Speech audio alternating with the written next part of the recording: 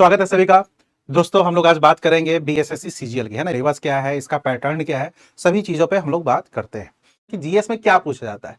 तो वही सब करेंट अफेयर इसमें सब लिखा हुआ है। Current affair, history, geography, basic जो आपको सिविक्स जिसको आप लोग ना ये कहते हैं, पॉलिटी कहते हैं, स्वतंत्रता संग्राम से क्वेश्चंस होता है। जो बेसिक होता है वो पंचवर्षीय योजना वगैरह ये सब आपको दिया हुआ है उनके वेबसाइट पे सब।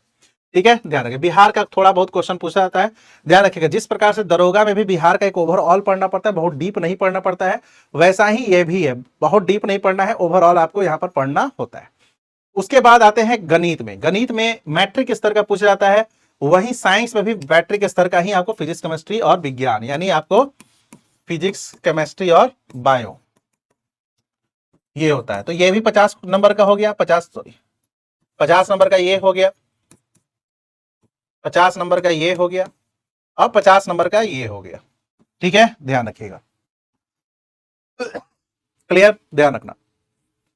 अब यहां पर यह प्रारंभिक परीक्षा का पाठ्यक्रम है। मुख्य परीक्षा के लिए आपको आयोग के पाठ्यक्रम पर जाना आपको होगा। तो मुख्य परीक्षा का पाठ्यक्रम क्या है, तो ये है। प्री निकाल लिए, कट ऑफ आया, कट ऑफ जो भी होगा एबीसीडी जो भी आपको कट ऑफ आया, आप कट ऑफ पार कर गए। हाँ, ये भी ध्यान रखिएगा, इसमें जो आपको टाइम दिया जाता है वो 2.25 घंटे का टाइम दिया जाता है।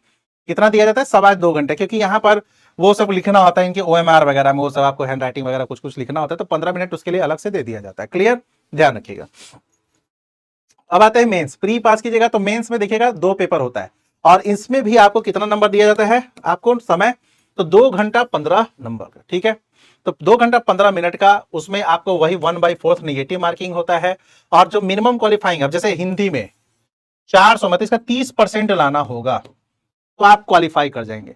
ठीक है, ध्यान रखिएगा। पेपर 2 में इसमें भी वही होता है, जीएस, साइंस, और आपको सेम पैटर्न होता है जैसे आपको प्री होता है वैसा ही। इसमें एक आपको मिनिमम दे दिया जाता है कि इतना नंबर लाइएगा तो पास होएगा, उसका इसका कोई आधार उधार नहीं होता है। मेन आधार यही है कि इसमें भी मेंस में 2 पेपर होता है, एक होता है सामान्य हिंदी, और एक आपका जो जीएस पेपर चल रहा है वो आपको जीएस पेपर चलता है।